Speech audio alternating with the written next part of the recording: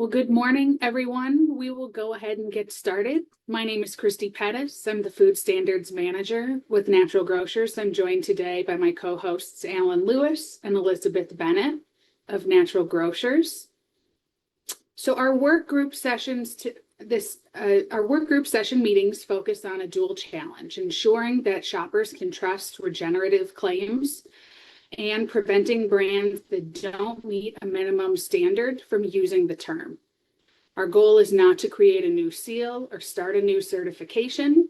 Our goal is to establish a consensus standard that retailers, brands, and producers can use to match customer expectations. Today's session will specifically address sources of fertility from both on-farm and off-farm, how they're understood, implemented, evaluated, and how they may sometimes conflict with the fundamental principles of regenerative agriculture. One of the frictions we must navigate through this process is economics. Transitioning a farm takes time, it carries financial risk. We need to determine multiple things. How do we incentivize farmers and brands during the transition period? Which practices should be stopped cold turkey? Which require a drawdown? Where do we draw the line on different methods to improve fertility to meet an informed customer expectation of the term regenerative? So please remember that this initiative is not about calling out conventional producers. It's about supporting those who are committed to a verifiable regenerative path. Also, we will likely mention tillage during this conversation, but our deep dive on that topic will be covered during our July call on July 15th. So we do have some engagement guidelines for today. Attendees should be aware that most of today's participants are well versed in the principles of regenerative agriculture. So please be mindful that questions and comments should really dig deep. Focus your comments and questions on specific points of friction with technical complexity. And we want to remind you that your participant cameras and microphones will be turned off until the panel Q&A starts. Our first part of our discussion should be about 45 minutes, and then we will open up the panel Q&A segment. During the initial panel, you can certainly use the Q&A button to send questions to the panel or the chat feature. You can message Elizabeth Bennett and send your questions to her as our moderator. And during our public discussion segment, you can use the Zoom raise hand feature to request to share your perspective via video and audio, which will at that point be turned on, and you will have the option to show your face and use your voice if you'd like. The Zoom chat feature will also be used for posting information throughout the call, and so please look there for any other details from our admin team. We do expect and welcome some disagreement today, which is partly why we are here. While we may manage conflict a little differently during a Zoom panel, rest assured we are collecting all perspectives. And to that end, please access the iPhone link, which will be posted periodically in the Zoom chat, and you can leave your detailed public comments there. So I will now hand the microphone over to Alan Lewis. He is our Vice President of Advocacy at Natural Grocers. He's an active member of various organizations, including iPhone North America, and he will be our host for this event.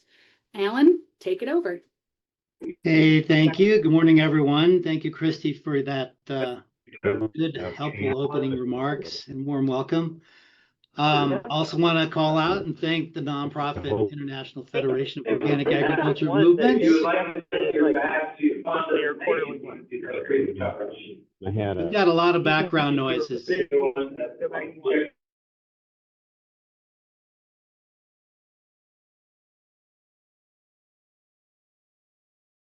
I think Alan is muted one more time here. Just give him a moment. Okay, I think we just muted everybody because there was some background noise, and now I'm back. Lucky for you. I wanted to thank the nonprofit International Federation of Organic Agricultural Movements for sponsoring this series on the iPhoneNorthAmerica.org website and supporting the success of these important stakeholder sessions from a third party and long-standing 50-year-old perspective. As you listen and engage today, please stay focused on the key problems we are solving. First, We need shoppers who come across regenerative claims in the supermarket to know what those claims mean and why they should trust those products. From the opposite perspective, we need brands that do not yet meet minimum standards for regenerative practices to stop using the term and confusing shoppers until they can upgrade their ingredients. Through this cooperative initiative, we hope to facilitate a consensus standard that all food retail and institutional buying offices can use to identify products that do not qualify as regenerative. Then those brands can be asked to change their labels or provide better transparency to their customers, or better yet, upgrade their sourcing practices to earn the claim regenerative. It's actually pretty simple. A consensus standard will also empower food shoppers to challenge their favorite retailers about products they see using regenerative claims that don't quite add up. So very short introductions to the panel, and Elizabeth is going to post links for each of them, so you can do a little multitasking and dig in to the background. D'Anthony Price, agronomist, educator, and agricultural advocate, specializing in sustainable and organic farming systems on behalf of Rodale Institute. Scott Park and his family farm, over 1,800 acres in the Sacramento Valley that has similar size, crops, and yields to conventional California farms.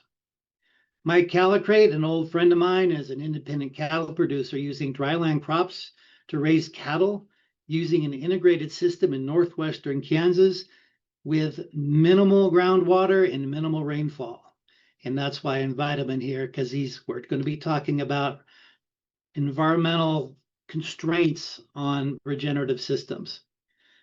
Just as a general reminder, we're assuming that most of you are up to speed on regenerative farming practice, so panelists have been asked to jump to their responses without too much background explanation so we can keep things moving along. Okay. Now let's get to the panel. We're going to start with sources of on-farm fertility, compost, cover crops, manure.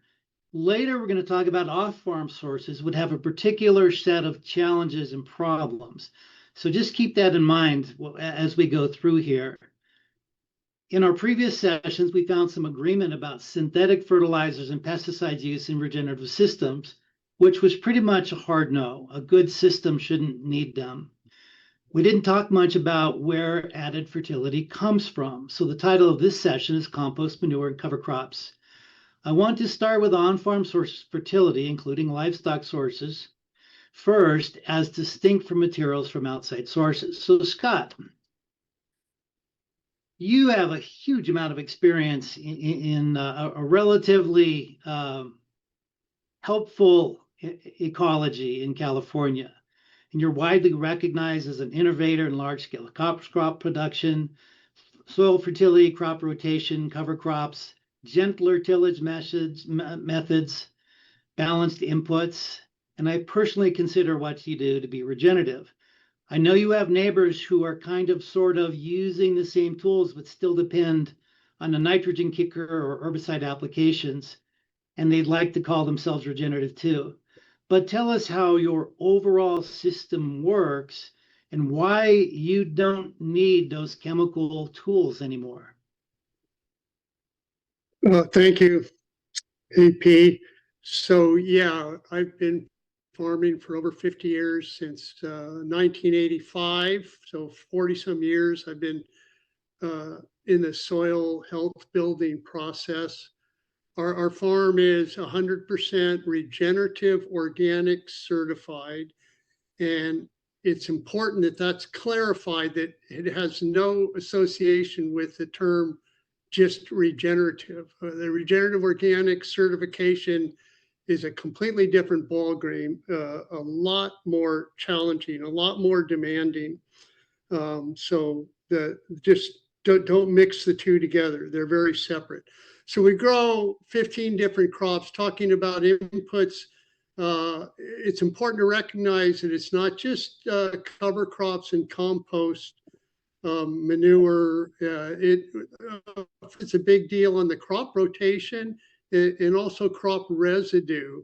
So we're putting 10 to 15 tons of biomass every year into every acre. We have 28 fields spread over 12 miles. We're growing up to 15 different crops. And the crops, some of them are being grown knowingly for a loss, but the value of them on the overall soil building diverse system, both for finances and for the biodiversity in the soil and above, is why we do it, such as wheat. Wheat's always a loser, but the overall benefits, when you look at the farm over 5 years, it's worth it to do it. So that's the nuts and bolts of the farm. Asking why I don't use chemicals over this 40 some years, through a lot of mistakes, a lot of major screw ups, a lot of bad decisions, we still have found that we've developed that we have a natural system that does our problem solving. So why are you using chemicals, or why are you using compost? You're doing it to solve problems, the problem of no fertility or weeds or what have you. And so our system is built on letting natural systems develop to do our problem solving. So thank you. Thank you. That was really well done, really helpful. I think I'm going to jump right to you, Mike. You operate in an extremely challenging ecology with almost no precipitation or groundwater left in the aquifer. A little bit different than the situation in Salinas or Sacramento valleys. I know you undertake every possible practice to make your environment and animals healthier, while guess what? Still managing to make a profit and stay in business.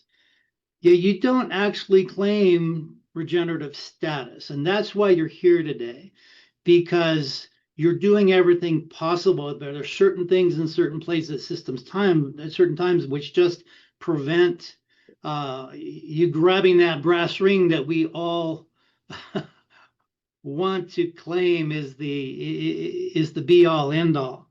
So could you share your greatest hits of your regenerative tools for everybody, and where does reality crash the party and prevent you from meeting aspirational regenerative standards? And please take some time to talk about the weight you put on farmer, worker, and community livelihood. Because when we talk about a regenerative system, we can't just talk about a field. So go ahead. Yeah, thanks a lot, Alan. So I don't claim the regenerative term on my product because I don't sell into the marketplace to big retailers where a consumer is going to see that. What I'd rather do is talk about what I do as an operation to produce food and mainly beef and pork in a way that I think rebuilds the soil, rebuilds the community, increases income at the farm and ranch gate to where we can actually do the things that are important in regenerative practices. And so I don't sell through natural grocers or Walmart or Kroger or any chain type operations that want to claim the regenerative term to differentiate themselves. So I've found that I can't make enough money selling into the commodity market. And I have 26 years ago decided to sell direct through Ranch Foods Direct. And so then the question becomes, what can I do to make my operation better? Well, I have a feedlot, and where I got crossways with the big meat packers, they basically blackballed me. I had no choice. I either sell direct or get out of the cattle business. So I decided to sell direct. And then I'm able then to do all the cool stuff like keep the manure on my land, stop using the performance enhancing drugs that reduce meat quality, and start paying living wages to people, not having to externalize costs, not dependent on the government for subsidies and insurance and all of those things that the commodity farmers are doing. And one of the things about having a feedlot, we also graze cattle in a regenerative sort of a rotational basis.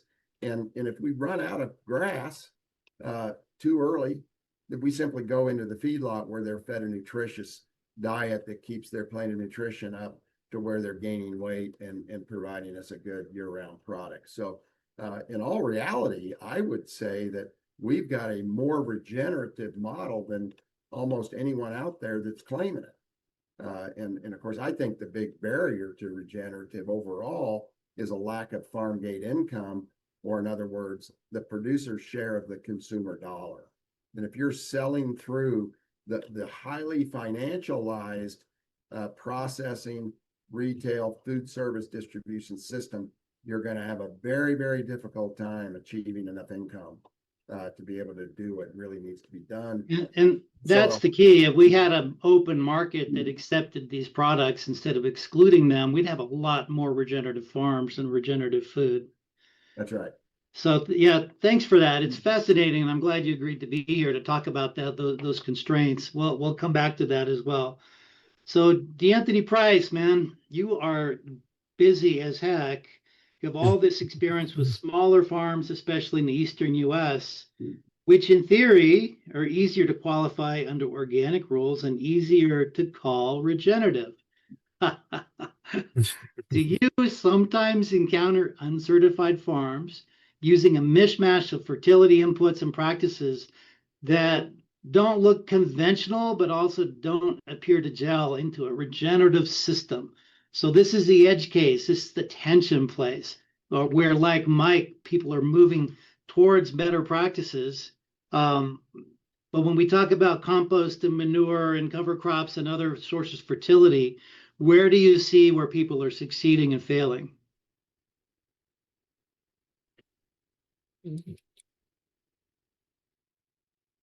There you go. Oh, okay. I was like, where is my mic? Okay, good.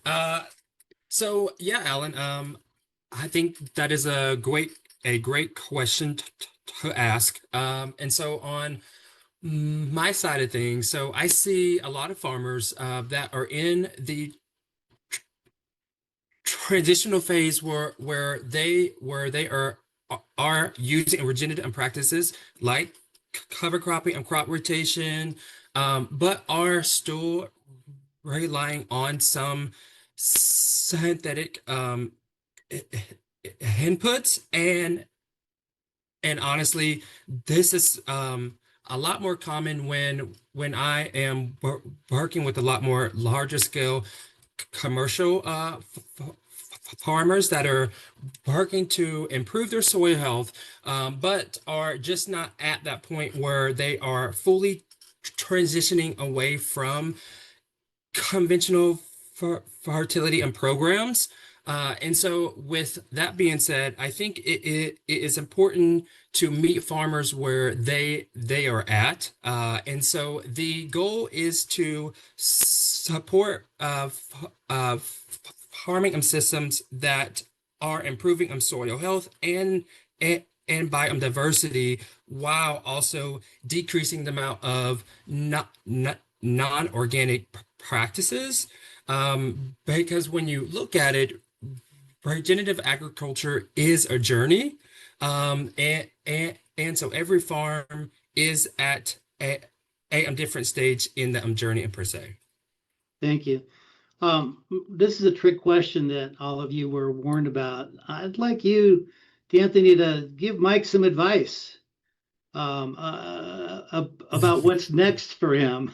From a smallholder, different ecology perspective, can you envision something that will happen in the future for dryland ranching and farming? So with that question, you are asking, well, Mike, how about you give me some more context on that? Well, it's a trick question because I didn't mean to flummox anybody, but you're coming from such a different perspective point of view in terms of ecology, environment, and scale. And you really focus on regenerative certified or certifiable areas. So I'm wondering if when you think about operations that aren't going to quite make that regenerative certification, are there things that you want to ask Mike or tell Mike, like, have you thought about? Again, a little bit of a quick question, but go ahead. Yeah, so to that question, I'll say, the main goal is to work with farmers to implement more soil health and organic practices. And then once we get to that standpoint, if it makes sense for their business model to get them certified, then I would say go ahead and get certified. But like what Mike said, that is not his market, right?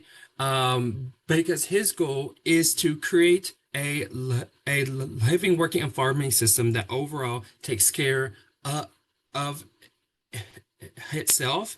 And then once we get to that standpoint where we are now having that demand for Mike to get him certified, then I would say, okay, let's get certified. Now, with that being said, there are a lot of farmers who are getting them certified as a way to tell their farming story. So as a consumer, when I see that label, I know exactly what you are doing on that farm. Now, when we talk about labels like organic versus regenerative labels, a lot of consumers think that when they see that regenerative label, they think that that farmer is using organic practices, and in a lot of cases that is not true. When they see that label, they are seeing that farmers have a soil health mindset while also trying to be more socially fair, versus when they see that USDA label, they know for a fact that that farmer is using all organic practices. And so when we talk about the future of certification, we really have to talk about creating a system where we are able to storytell farmers and practices while also not confusing the consumer.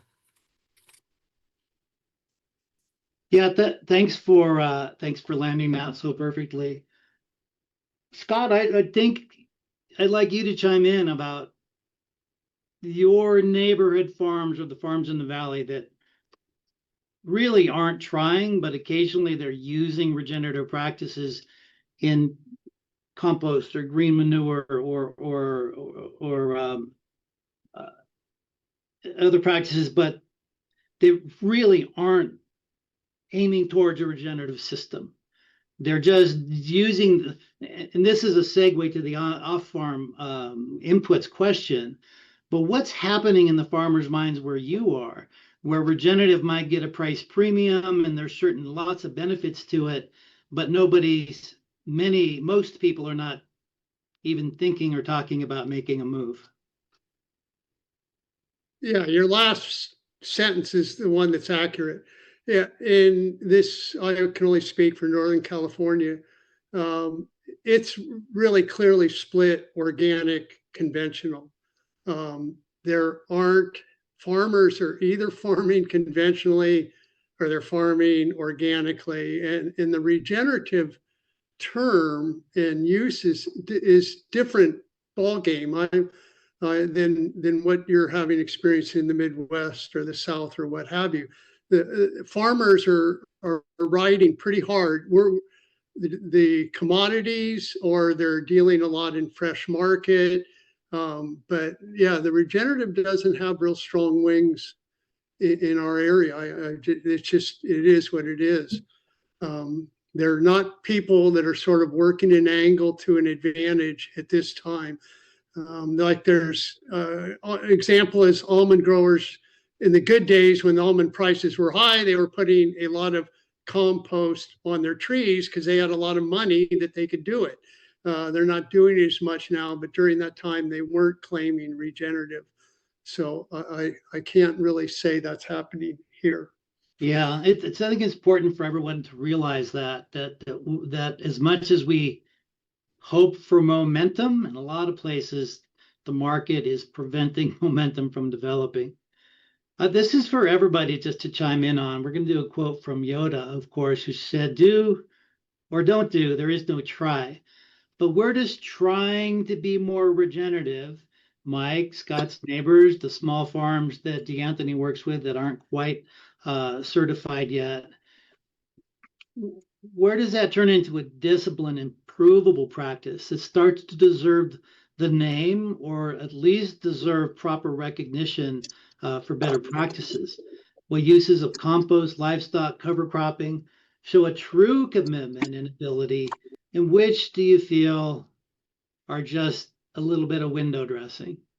Anthony, you want to start off on that? Yeah, I will. Yeah. So in my view, if we have farmers that are soil health focused, right? So we have farmers that are growing more cover crops, and integrating more livestock, then in my view, they are being very regenerative, because their goal is to build that soil, but also create a more living, working, and farming system. I think at the point where we have farmers that are still using non-organic practices, that's where we should really draw that line of saying, okay, now are you in this to transition through that journey, or are you in this to still using these practices? Because then that tells you where they are at. But that also goes back to me saying, we always have to be farmer first. And so with that being said, we need to make sure that we are meeting the farmer where they are at. So for example, if I have a large scale cotton farmer in South Georgia that is using more cover crops and using more crop rotation and practices, but are still using some type of herbicide to kill weeds. Well, my first question is, do you have a plan where the overall goal is, as you are increasing your soil health practices, are you decreasing your non-organic practices? That's pretty succinct. Thank you. Mike, you're dead in the middle of this. What would you like the market to, how would you like them to see you, given everything that you have accomplished and are trying to do? Well, first of all, I want Scott for a neighbor. Out here in rural America, it's almost become unlivable with all of the drift and the pesticides. Well, that's nice that he included us. All of that in the air, and it's really keeping a lot of people from living out in rural America. So you got to say something really out there to So I first of all, I'd love to have Scott for a neighbor. But the thing is, to be regenerative in my country, you really need to incorporate livestock. And if you've got livestock, now you've got a use for those cover crops. And oftentimes in my area too, cover crops fail because we simply don't have the moisture at the time that you plant. And if you have a center pivot, which there's still a lot of irrigation where I live, but the aquifer is declining very, very rapidly. We need to make a transition away from irrigation and back to dryland practices. But I really think my journey was to just completely go to livestock. My farm doesn't produce one thing that doesn't go through the livestock. So I've got one thing to worry about, and that's selling meat. And so that kind of narrows it down and lets me do some things that others can't do because they don't have the livestock. So, but in order to have livestock on a farm today, you need a market. And if you're a chicken farmer or a pig farmer, you're industrialized in a factory building type of a model. And if you're cattle, well, half of you have gone out of business. And 86,000 feeding operations like mine are now gone. And so you're real. And where's the manure now for our regenerative, alternative to chemical fertilizers going to come from? They're gone. The small, most ideal operations are now out of business because they couldn't get market access. Quality, safe, fertile, local manure is You're the first person who's mentioned that outright, but it's a huge negative consequence from the consolidation. Hey, Yeah, manure. note that. Sorry, go ahead. What's that? Manure becomes a liability in the big operations as opposed to an asset to the smaller guys. Right. So notice that you and DeAnthony and actually Scott all said the same thing. Markets. That's going to drive this, and we have to start where the farmers are, their situations, stress, leases, equipment, knowledge, workers, experience. Let's move off to the less fun stuff, which is the off-farm sources. And there are so many issues to discuss about off-farm inputs, such as municipal compost, cow and steer manure, like Mike just mentioned, thank you, poultry manure, marine materials, directed liquid manure from livestock confinements. Some are good and defensible and others not so much. And again, we're going to hear about, is it a regenerative system or not? Because these kind of bounce between good or bad. Scott, what inputs do you still bring in from outside suppliers? And do you consider them safe and regenerative? I assume you do, but let's walk through which ones you use and why you're comfortable with them and how you condition them ahead of time. So our inputs have shrunk dramatically over the years, but we are growing, as I said, 15 different crops. Some of them have value up to $8,000 an acre, but on all the crops, all that we are putting on is compost, seaweed, and microbes. In fact, just as at our planting time of all the crops, our expenses once we start planting is only $12 an acre of seaweed and microbes. And the products that we're bringing in are all organically certified. So I've got plenty to do. My son has a farm. I mean, he has, but anyway, we have plenty to do without double checking. So we're dealing with companies that we've dealt with for up to 30 plus years. They all have a long track record. And so again, we have found through time that if you use other inputs, part of the farm, that builds a system that does your problem solving. And so there's a lot more emphasis on hedgerows, crop rotation, the one crop growing to help the next crop.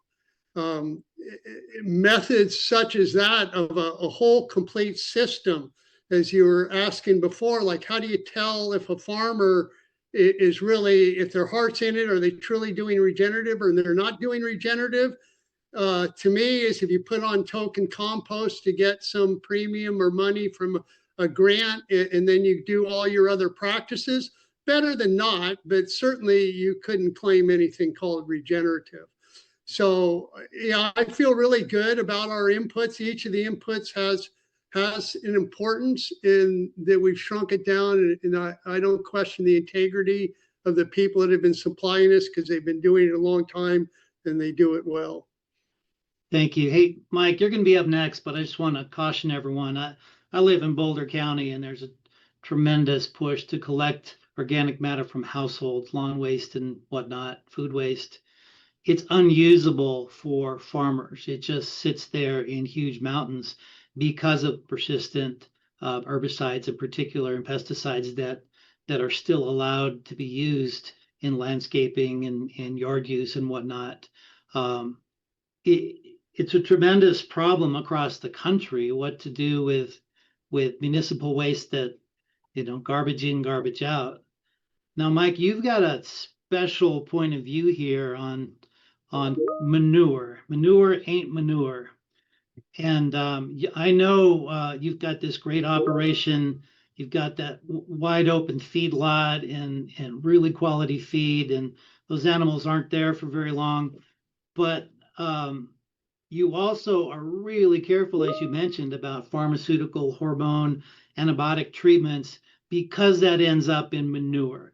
Can we, when we talk about manure in a regenerative system, which comes through the organic certified rules, walk us through your perception of the risk and how you manage that. Well, I am lucky. My inputs are coming through the hay and the grain and the ingredients that I feed my livestock that ends up in the manure without all of these performance enhancing drugs and chemicals and so forth. And so the manure I'm putting on my land is really from the inputs that I put into my animals. And so I'm able to build soil as opposed to a closed system where if you've got land that's been degraded and needs fertility, it's hard to get it done without bringing in outside inputs, as Scott mentioned with the compost. But one of the things that I'm concerned about is I drive from Denver to St. Francis, Kansas, about a third of the way out to Kansas, which is a 180-mile drive. There's this pile of biosolids on the north side of Highway 36. It is the most offensive smell and ugliest stuff you've ever seen in your life. I can't imagine someone having to haul that stuff without a gas mask. And I just cannot believe we're putting this on the land. And we've learned from in many places, particularly in the Northeast, where people have lost their farms because they've got such heavy metal and other contaminants in those soils that they can't eat the food off of them. Even Benatucci Farm in Colorado Springs had to quit growing food because of the contamination of the water supply there from mostly the Air Force.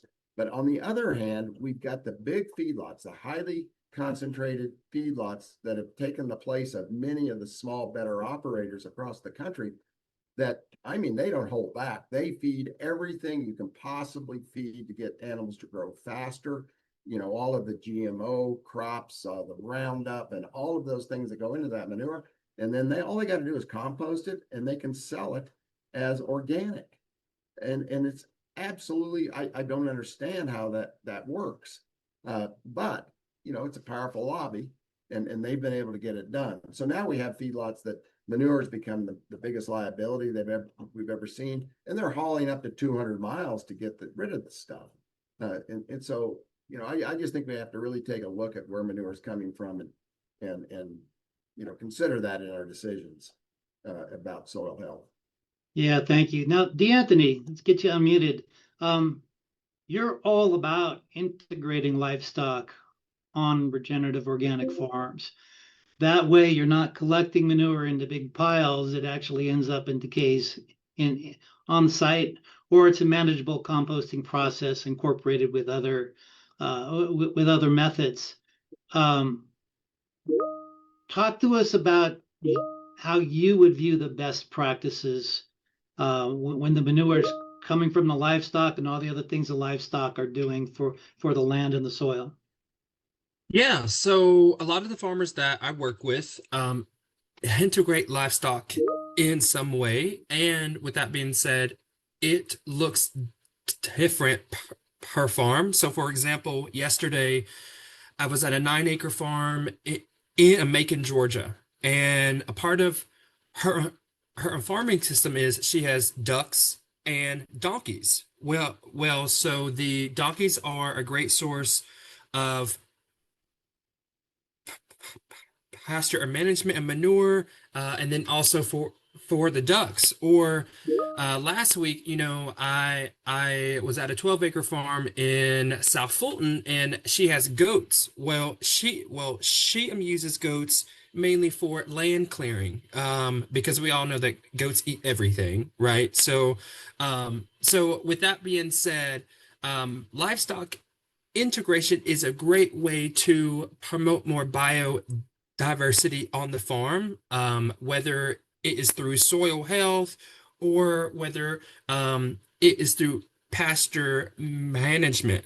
Now, when we talking about off-farm sources, it's really important to know where it is coming from, right? So it is very important to understand where it is coming from, how it is farmed, and how it was treated, because then the farmer is best able to decide if that is the best off-farm input for them. Another way of a lot of small-scale farmers are adding more livestock is also through worm farming, right? So So I think we can all agree that compost is a great source for soil amendments. And so you see so many creative ways where farmers are able to add more biodiversity on the farm while also creating more stronger soil systems and ultimately creating more living working on farming systems. Another thing that I did want to touch since I heard it brought up is a closed loop system. So a lot of my small farmers are using closed loop systems because that is their way of creating a overall living, working, and farming system. So, for example, as a farmer, I can plant cover crops for my soil, but also plant cover crops for my livestock because a lot of cover crops can also be used as a feed for livestock. Well, if that's the case, then that livestock on my land is able to graze my livestock and pasture management, and also able to use that manure source. And so a lot of farmers that I work with, their goal is to create a closed loop farming system where there are building soil, adding more biodiversity, but also decreasing the amount of off-farm inputs that they are using because overall their main goal is how can I save $1, right? And so one way that they are doing that is through a closed loop farming system. Thank you. Really well done. Appreciate that. Very helpful. Can I comment? Sure, go ahead. Can I add one thing on it? So this discussion on compost, like we've been using compost for almost 40 years, and there's good compost and there's bad compost. But some of this is one of my favorite phrases is don't let perfect be the enemy of the good. Yes, it would be wonderful to have good compost on every acre that doesn't come from restaurants and what have you. But on the other end, if you look at it, we are really trying to improve the way America farms. We need a lot of compost. Compost is a really good tool to improve the soil and move it in the right direction. So can we find a common ground? For example, we deal with a company called Cold Creek Compost, and they've been doing it for, I think, close to 40 years. And they use some restaurant they use some restaurant stuff, they use some green waste, but they also, it's composted where the CN ratio is very low. Like everything in it has been pretty much turned up, eaten up by microbes. You can stick your hand into the compost and it's not a cooking factory. It's done its process. And so there are impurities that got in that, but if we don't take stuff from green waste or from restaurants and it's going to keep building up, then what are we going to do with it? If it's completely composted, it's usable. And then touching on animals, we use sheep for grazing, but again, because we're at such a size, we would need 20,000 sheep to graze our acres between February and April. We actually plant cover crops we know, like say a rice field that's going to be planted in May, later May. We have all of this is mix and match on animals, cover crops, past crop, coming crop. And whenever we can fit the animals in, we plant a cover crop to match it, to graze it, to go on. But it doesn't lend itself that we can do it on every acre and have it. We take care of our cash crop first and fit in the animals instead of having the animals and adjust our crops to the animals because we only stay in business 1 year. That's brilliant. Doing what's possible when it's possible. Mike, I've thrown you a softball a couple of times, but I'm just going to challenge you. Tell us about composting animals, if you don't mind. I'm so sorry we even have to do that, Alan. We used to have rendering. We used to have companies up and down this really up and down between Kansas and Colorado, from Tribune to McCook, Nebraska, that would render these dead animals, and that is all gone now. So basically, we went from getting free. Actually, they paid you to pick up an animal, to where they were charging you to pick up an animal, to where now they won't pick them up at all. And so we're composting dead animals, and our slaughter waste goes into our composting operation. But it breaks your heart to see a beautiful cattle hide go into a compost pile when it used to be worth $100 a head 20 years ago.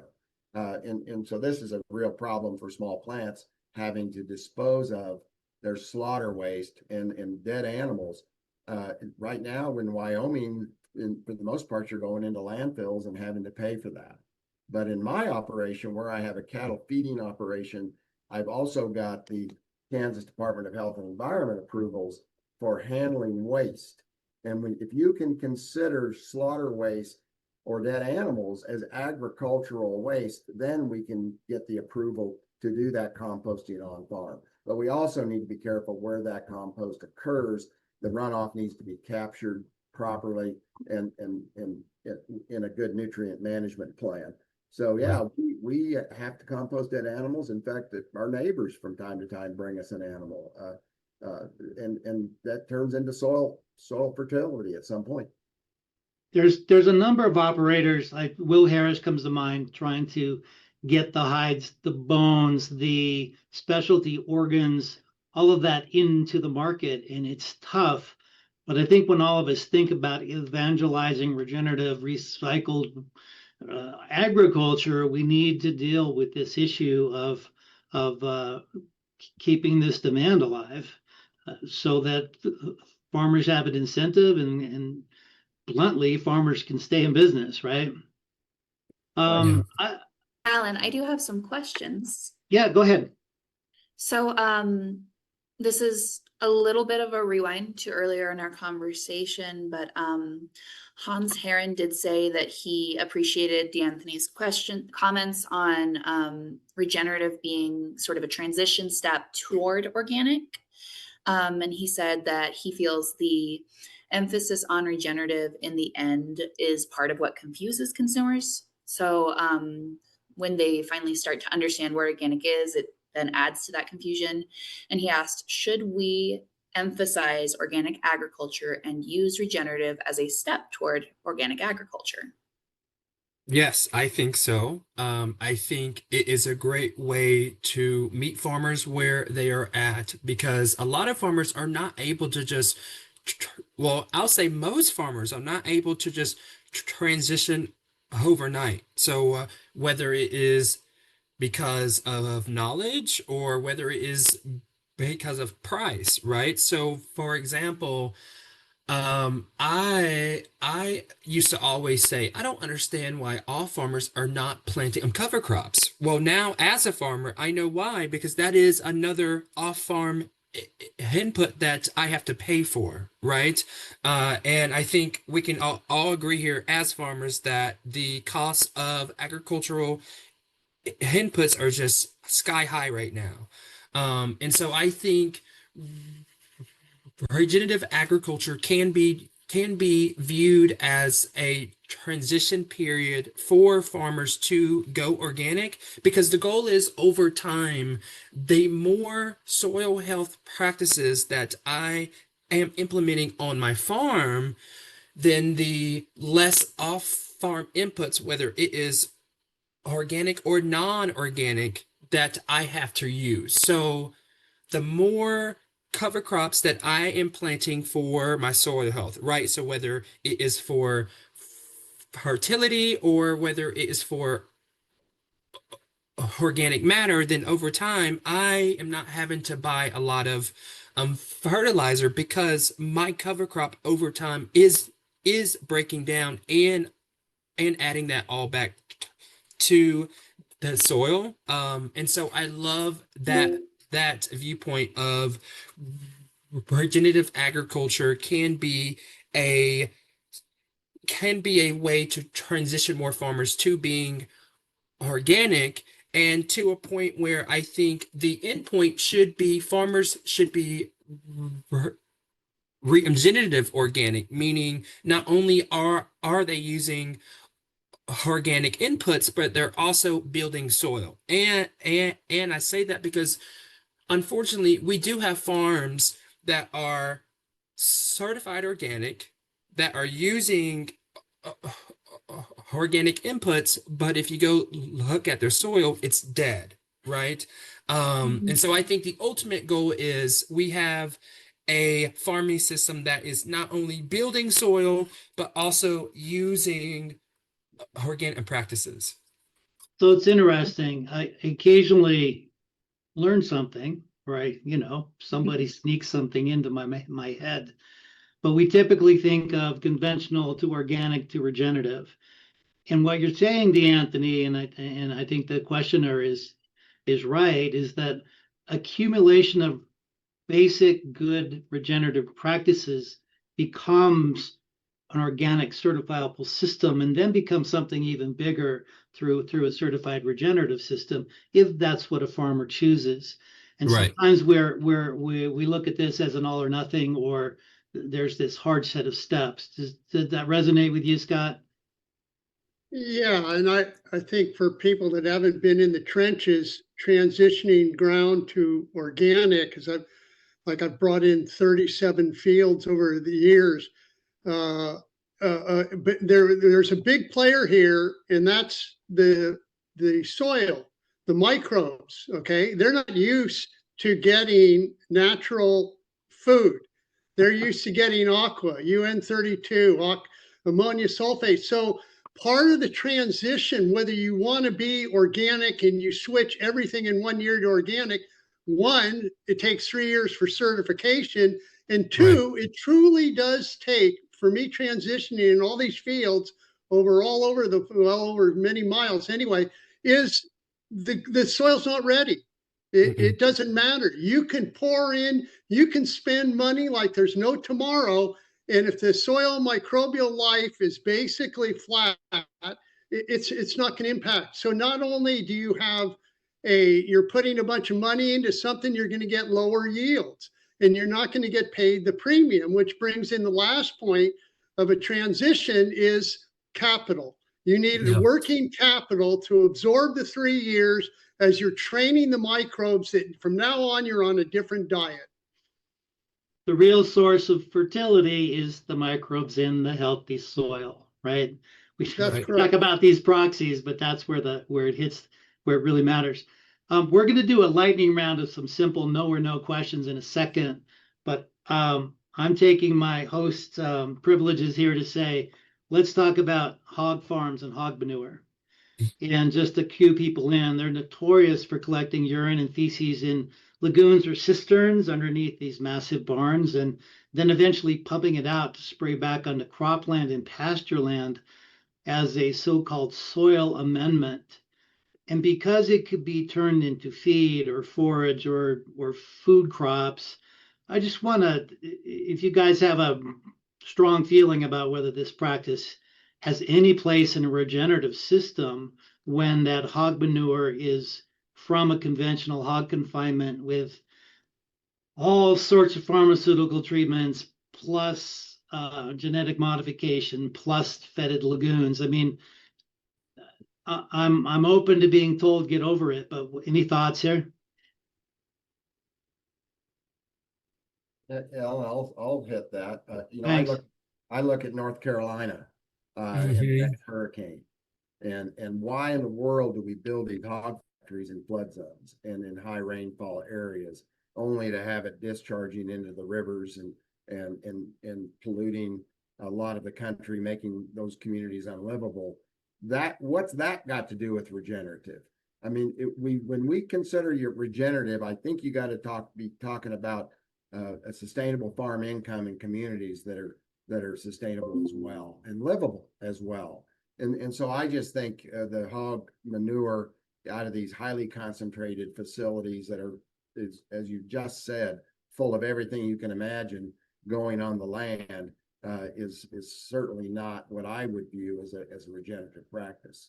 So to broaden that point, even if you could defend the composition of the manure, the sources and the negative consequences of that kind of livestock production across humans and animals and waterways and air. The air is the worst of it.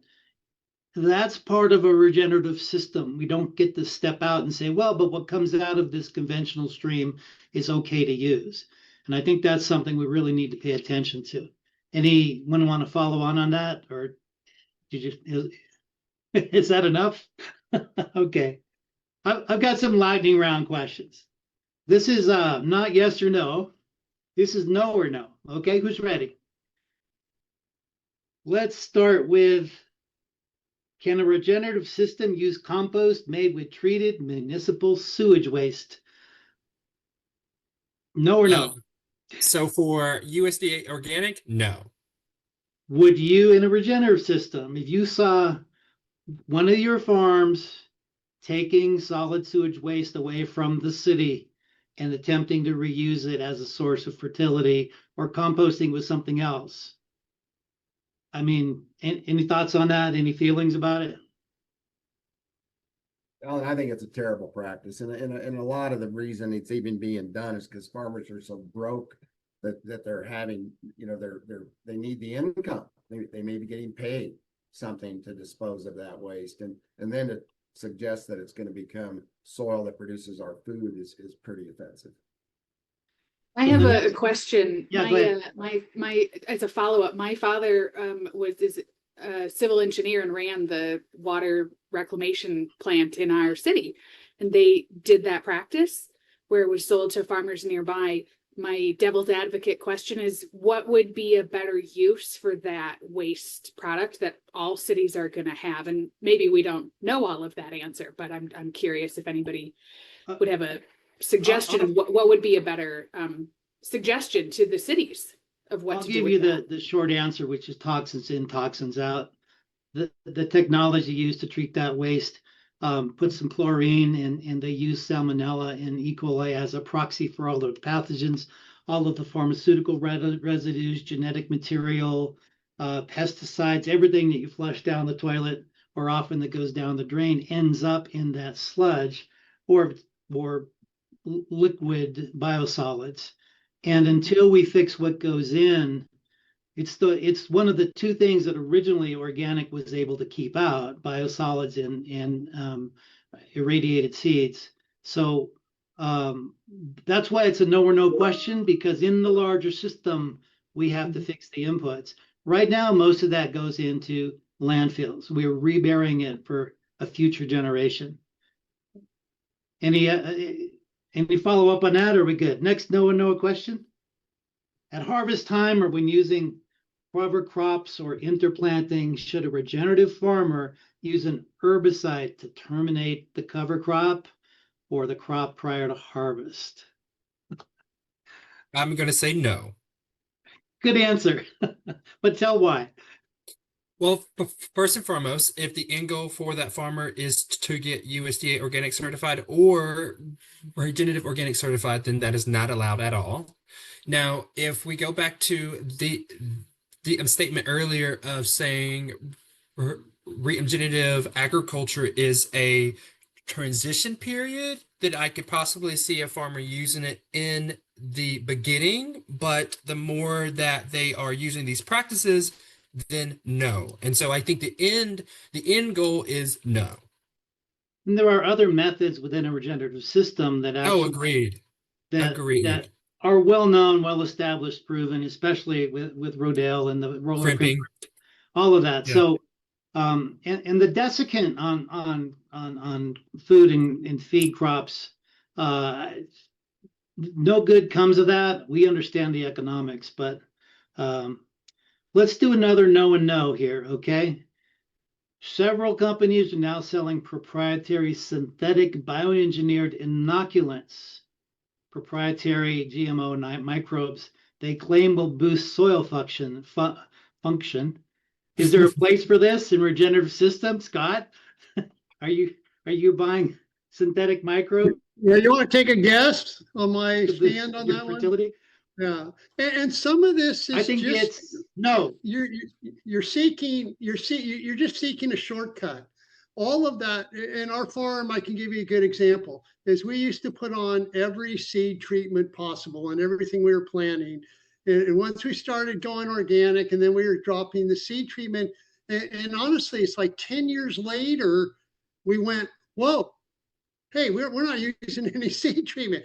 I mean, a lot of it was totally unnecessary or is playing it to save. But in time, you find that so many of these things that you're putting on is just knee jerk, and your system can do it itself. It's so much of a mentality of instant gratification. I want to cover my ass this year, and I'll worry about next year, instead of building a comfortable, healthy soil that takes care of that. You don't need a seed treatment.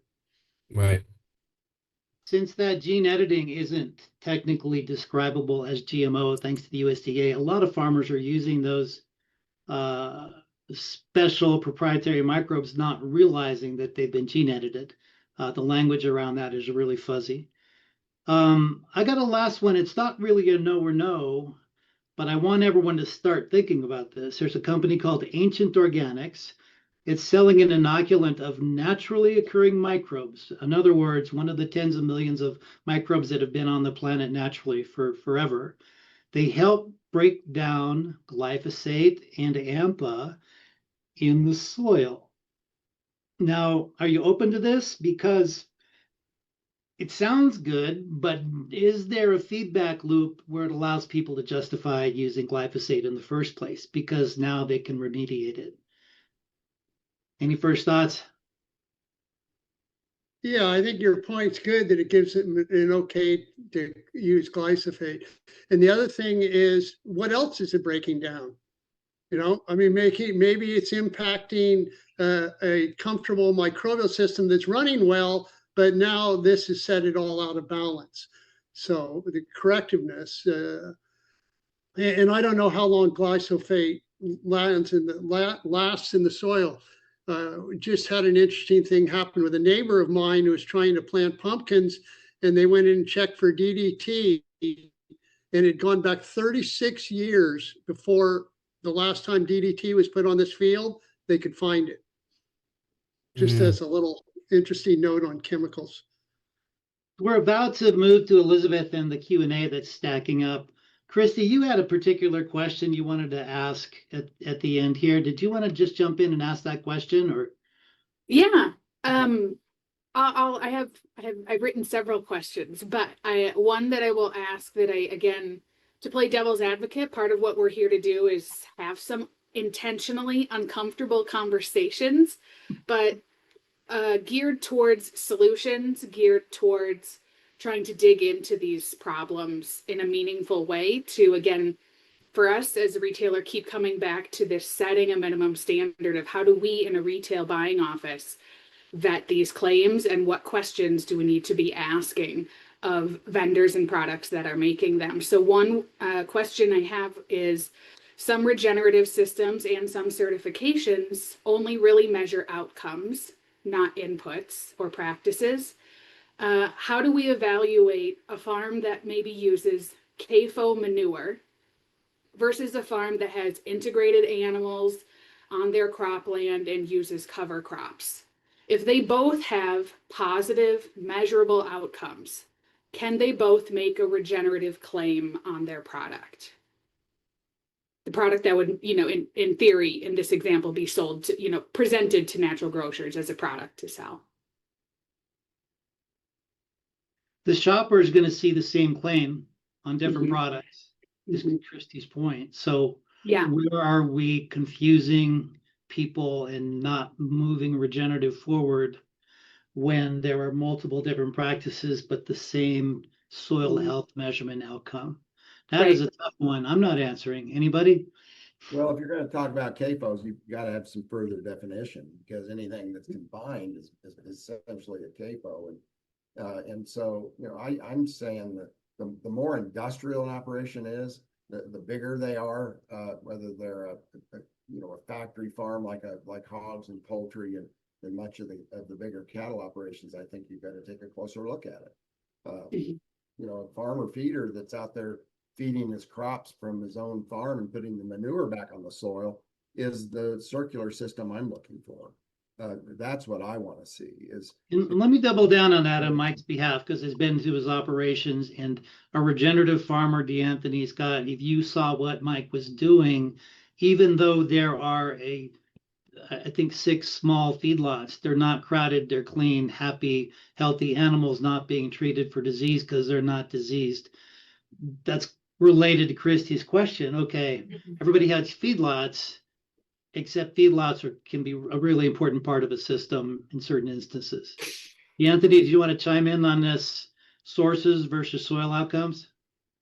Yeah, so with that being said, I will bring up the Regenerative Organics certification and standards. So a part of that process is farmers are required to have a soil organics systems plan. And so that means that they are required to track their soil health and practices, and then also view the outcomes and see how they are able to keep improving those. And then along with that comes with the animal welfare. And so a part of getting that certification, the farmer has to have some type of animal welfare certification that shows that not only that the livestock are being fed organically, but they are also being taken care of. So whether that means that they have more space, or whether that means that they have a living environment that really promotes more safer livestock welfare. I can't say that word. Welfare. So it's not the cow, it's the how, to borrow a phrase.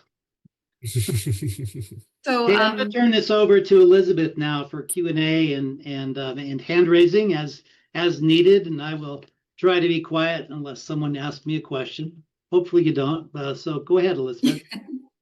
yeah, thank you so much, Alan. I am just going to say I see everyone's questions and the hand raises, and I'm trying to do them in the order they came in. So if you feel like it's taken a while, it's because we have a lot of really awesome people submitting questions. So I'm going to try and get through it now. We did have a question. Somebody says they live in SoCal, and there's currently a state bill for compost collection that would then be redistributed.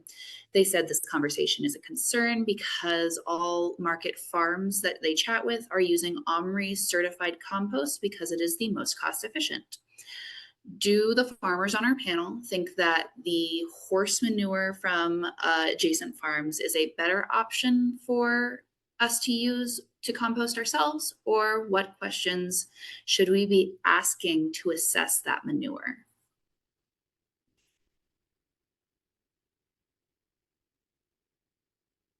Yeah, if they're putting raw manure on, I would not support that. Composted, OMRI approved is the highest level. I'm surprised they said it's cost efficient, because an OMRI label is a really, really expensive to get. But if that's what they're doing, anyway, I would lean toward the OMRI over the horse manure, even if the compost is hauled a distance. Okay. Next question I have is, with the recent closure of the Strait of Hormuz, Big Ag is waking up that Haber-Bosch is running out of natural gas, and that relying on a finite volatile fossil fuel corridor for cheap nitrogen inputs is a structural death sentence for long-term profit margins. Is the organic movement ready for new agribusiness playbook to claim green ammonia as a regenerative input? And that one is from Ken McCormick.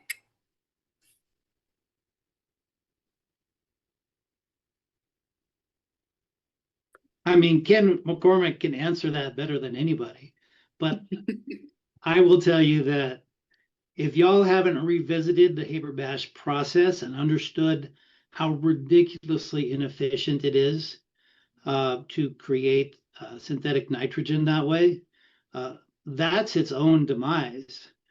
And the fact that he used fossil fuels and so much energy to begin with is just a nightmare. But Alan, I agree with that. I don't know why we're putting in hydrous ammonia on soil to turn it into dead dirt. I mean, Mm. putting in hydrous ammonia in our ground beef, with the BPI, process of making pink slime. I mean, I just assume, anhydrous ammonia go away and we look at other sources for soil fertility. Thank you. Yeah. Next question I have is from CJ. They asked, they said, I'm hearing adding livestock is so critical for regenerative. I have yet to see any grants for adding livestock. Are any of you aware of funding resources that are available? I'm not aware of any of those resources, but however, I would add if we would provide markets for livestock that are fair, and accessible, open and competitive, the livestock would automatically come back. It's not something I don't think deserves, grant money or government funding. I just think all we've got to do is create fair and open and competitive markets, and we're a long way from that happening. I support what Mike's saying. We did a study to see, if grazing's great and we bring sheep in, which sheep fed our area more than cattle or pigs and whatever, and it didn't even come close with our weather patterns and the management and the costs of our land and what have you. So, you've got to look at the context of where you're farming and what you're doing to make it match. Just to throw a grant in, like for us to do sheep, it's like, well, no, it's not practical. It doesn't pencil. We could take some money for 3. So yeah, it's got to fit. Yeah. And then I'm going to move to one of our raised hands. It's a guest if you would like to speak.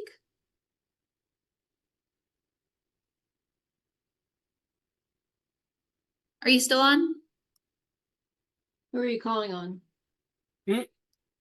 It says Steve Gaius. I know we're having a bit of a glitch. They have unmuted themselves. let's go to that question in the Q&A and have Yeah. that person chime in a second. We'll have them come back. But I am seeing that Nancy asked, she said, I think the discussion here is interesting, but we seem to be talking about the problems and not potential solutions. What do you have for solutions for farmers and ranchers? The market is not sending any signals to farmers to become certified regenerative or even organic, except for niche markets where only those with full stomachs shop. How do we make our food system regenerative as the norm versus something only for people with money? Yeah, I think that's a great question. First and foremost, that comes with that mind change of instead of how can I grow this one crop on this large amount of acreage to make money versus how can I create a more living, working farming system where I am able to provide more locally grown foods to my people, right? And so first and foremost, I think it takes that mind change and then truly understanding that the first move before even to think about certification are these practices. And so as a farmer, how can I implement more soil health and biodiversity and livestock into my system? Because once we do that, then I see that we have a more higher demand for that because we have a lot more farmers doing that per se. So it is really changing that mindset back to what we had before colonization. I want to go back to building markets. My solution is we need more maker-owned public market type operations across the country. I think every community should be feeding themselves. We need an alternative to the industrialized, financialized distribution system that is absolutely demanding more and more from growers all the time while wanting to pay less. And I'm suggesting that we build marketplaces within communities that are owned by the makers. So you've got your butcher and your baker and your coffee roaster and all of those things in one place. It becomes the community hub. And this is what I want to build in Colorado Springs, in addition to what we already have and other communities around the country need to be looking at this model to give farmers access more directly to consumers, as well as the reward back, the income improving at that farm and ranch gate to where they can do the right things. Yeah, Mike, to that point, the first thing I think of is the term that I always use, which is community agriculture.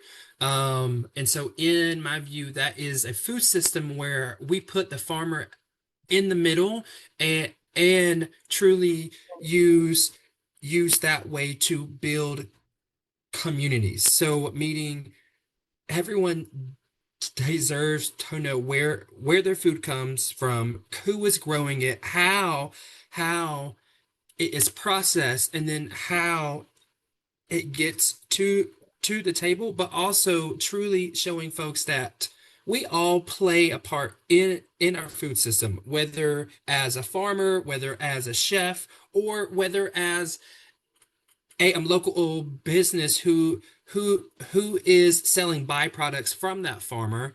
It is truly creating a more community focused agricultural system where we are feeding communities versus having more larger scale farms that are feeding mass people. Yeah. I, Yeah. I would like to comment on this. There's a couple things impacting this. One, like I agree with what Mike's saying. However, you also have to have the consumer willing to pay more, okay? Because that is not a local production, a smaller mill putting out, your costs are higher, it's going to cost more. Your food's will the consumer pay more? So from my viewpoint, the consumer is capping this whole growth, because if the consumer would pay more, as Mike's saying, the market would follow. Farmers, if one farmer seen another farmer making a lot of money, driving nice new trucks, new tractors, what have you, they're going, hey, I want a piece of that action. How are you doing that? And it happens. And the second thing that is capping price and making this happen is international. Okay. Yeah. Our particular business, we get killed time and again from Brazil or Thailand, Russia, wherever. If you go to any side of anything you're growing and it has any profit potential, international now, they have developed their systems. They have the infrastructure, and they're coming in and blowing America's socks off on price. And that's capping what, if all international supplies went down and we were growing it, we would not be growing as much of just say corn and soybeans. We'd be growing them a lot more diverse amount and taking care, and the price would be up, and it would make the price, and farmers making money, and consumers would be supporting the local community. Hey, Scott, that is a really good point. And yesterday on NPR, Chloe Servino was being interviewed about what's going on in the sugar industry. And look at what we've done for the barons in the sugar industry that we haven't done for real food, healthy food producers in this country. We protect sugar. We give them special deals. I mean, they have access, direct cell phone access to the president of the last several presidents. They get their way. And international trade is 100% favors the domestic Florida crystals, for example. And they claim to have a 10,000 acre regenerative farm. Well, wait a minute. They're producing sugar that kills people, that makes people sick, that we should be eating a lot less of. Yet we have international trade law that favors these big sugar companies, and they are stacking money.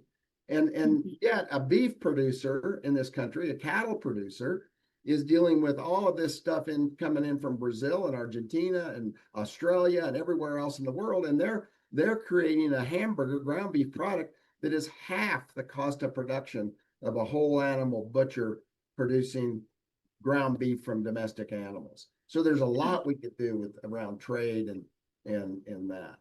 So let's ask this question, Mike. If livestock Alan? meat is raised regeneratively from in another country, should No, you call it regenerative here?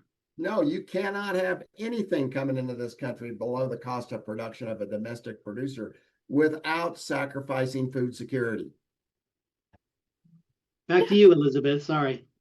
That's Can I okay. make a point or Yes, please. do so Scott, to your point about the consumer, I agree with you wholeheartedly that we need to do more consumer campaigning where we are educating consumers why they should be buying local, why they should know a farmer, buy from a farmer, and also go to a farmer to really see what that actually looks like, because then we are educating consumers why they are doing that, right? And in order to do that, we have to do a behavior change. And so then it's like, okay, even though you have $5 and you see this apple that is $1, but then you see another apple that is $3, but that $3 apple was grown organically and all of this stuff and per se, and it is also local from the apple farmer down the street. Well then at that point they would have already had all of the education of why it is important to buy local, and then that's where we will see that be, uh, behavior change per se. I am going to move to John Fagan. He's been very patient for me. I know he's been trying to talk for, gosh, probably 30 minutes. So John, if you could go ahead and speak, that would be great. Yeah, I can't help but make a comment on this last discussion. And that's that the basic problem, I believe, is that foreign organic, quote, organic products are not being held to the same standard as a local organic. And if we did that, it would put the price, if we had uniform surveillance of organic internationally and nationally, it would make the organic stuff from overseas much more expensive, and it would clean this whole thing up, at least for the organic. And there are other problems there too. And it is cheaper for a Brazilian to produce soy than it is an American. That's all there is to it. They have systems that allow that to be the case. But it's all conventional, so it's not the same. But the point I've had my hand up about is compost quality and standards. There's a big problem with organic compost, and that is that at the time the standard was initiated, there was this idealistic, totally unfounded expectation that if you compost the conventional biomass, you'll restore it to an organic standard because the microbes are going to chew up all the bad things. Does not work. Glyphosate and many, many pesticides survive composting, even very rigorous composting. So my question is, and there are some people on here that are deep organic people. I saw Brian Baker on here and Jade Feldman and like that. Why don't we just have a campaign to get organic compost taken care of? Because otherwise it's adding pesticides sometimes at levels that inhibit the growth of the crop. So is there some way that we can address this? Anthony, can you chime in terms of ROA and their position on what remains in compost? Do they have any additional stipulations? And you need to unmute, please. Yeah, so with compost, I'm going to pass this question. It's okay. I'll I take want it to know on. for the audience. I'll take it on. Sorry. Scott, go ahead. I just want to know for the audience that John Fagan is one of the preeminent longtime researchers, scientific researchers on this issue in Fairfield, Iowa. So when he speaks about this, it is really based on very intense, detailed science. Scott, you're up. Sorry. Yeah, I'm just looking at reality, on doability, on where are we trying to get? And again, I got to use my perfect and good stuff. So it's pretty well broken down. I give the example, and just think it, so you put the compost on and you put a bunch of stuff, for us 10 to 15 tons of biomass coming from crop residue, cover crops, some compost. And so some of it might have some residue left over from some pesticide. And with all the other inputs that go on, that dilution rate is like, are we hung up on 1 part per billion? Is the growth and the use of compost, which helps so much of the soil to be built up, and we take that away because we're hung up on 1 part per billion? I think we're not getting anywhere. We're banging a bunch of drums that aren't accomplishing any purpose. Let's do what's realistic, that has a chance of moving the needle, and compost is a big player on improving soil and getting us to where we want to be. Absolutely, So but it is at. not a part per billion. That's the problem, is that when you use conventional chicken manure to make your compost, you are creating something that is putting on very substantial levels of glyphosate and many other pesticides. These are not small amounts, and that's why That's not true. That's not true. I have chicken manure coming from Foster Farms does not have glyphosate. All right, guys, we're talking about 2 different sources, which I appreciate. And the question would be for the next session, what sort of testing or process verification are we actually doing? Scott, I love your comment. Thank you, John, as always, for digging into potential risks. One additional point on this, and that is that if there was pressure in this direction, organic farms would be using more of their own biomass and not going out and buying stuff and bringing it on their land, and they would have better control over the situation, and it would be much more beneficial for the integrity of organic. Thank you. Let me quick response to that. John, I agree. We have shrunk our intake of compost significantly over time, but it isn't a quick fix. Okay, we've been at this for 40 years, and yes, we've shrunk it, but initially you might be up using 5 tons. Sometimes we used to 5 tons. Now we're down to 1 to 2 tons.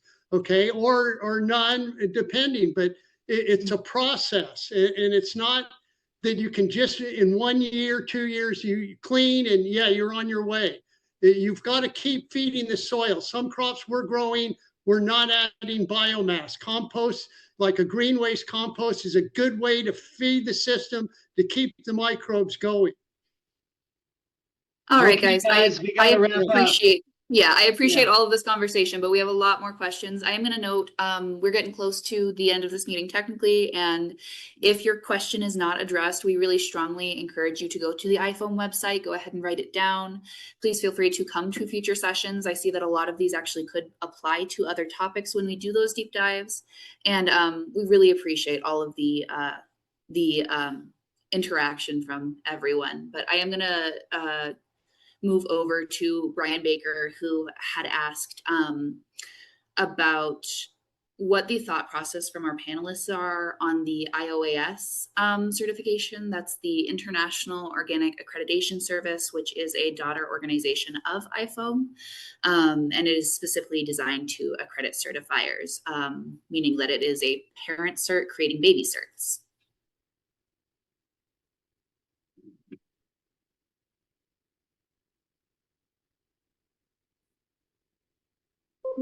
Comment due to silence. I actually don't know of it, but any uniformity that comes to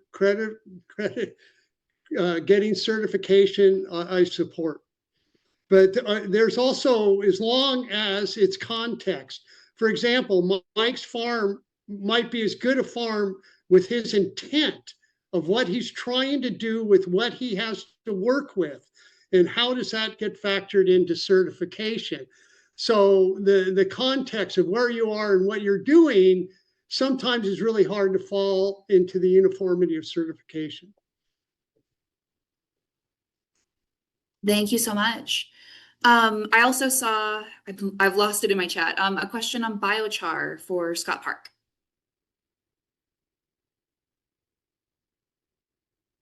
So yeah, I suppose we don't use biochar because our system's running fine, but biochar is a really good tool, but it isn't an end all in itself. And it's a little bit, it isn't, yeah, I just myself reading and I do a lot of stuff with the University of California, Davis, and they're finding some variants of the type of biochar in this rack. But overall, yeah, feeding biochar is one of many tools to improve your soil. And then Mike, did you want to add anything to that comment as well? Yeah, I love biochar. We make it ourselves. We use our bones from our slaughter facility after it's composted and screened. Those bones can be turned into bone char, which are a high calcium phosphorus source of nutrients that can go into your compost. We sell it by the bag here in Colorado Springs at our stores. But I think biochar has a lot to offer. It is important, though, that you have available biomass. Well, it just so happens in the Colorado mountains, we've got a lot of beetle kill and a lot of biomass availability. So I think biochar has got a tremendous potential for feeding the livestock as well. It improves rumen health. It replaces some of the things that maintain rumen health, like rumensin and others. And I think it's got a very important place in our operation for sure. Well, we did good right up to the end here. We're just a little bit over time. Thanks everybody for showing up. The tillage session, it is July 15th. That's a Wednesday. I'll be dialing in for the Organic Produce Conference in Monterey. And that's going to be pretty darn intense. One of the things we'll do on the session page is post a whole series of short videos showing what different types of tillage look like, all the way from subsoil ripping to gentle tickling in preparing a seed bed, so people know what the whole range is and what might be appropriate for different regenerative systems. D'Anthony likes that tickling the soil. Okay, guys. I'll let the panelists give one last thought if you have it. Otherwise, we'll wrap up. Anybody? Well, I might just say that I hope we can move to a more fair marketplace, to where farmers and ranchers that are doing the right things can be rewarded, instead of the big companies demanding more and while paying less.